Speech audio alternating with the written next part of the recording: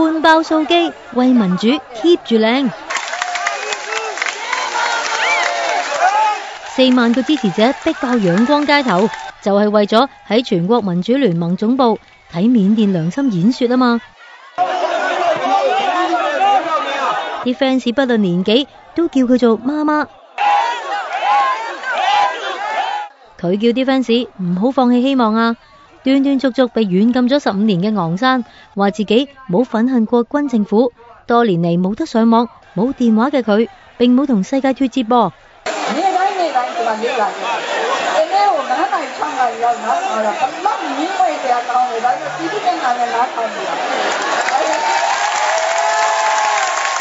佢仲向殘暴嘅軍政府伸出橄欖枝添，希望同軍頭丹瑞直接對話，實現全國和解。好多人都讚呢位65歲嘅民主女神駐顏有術。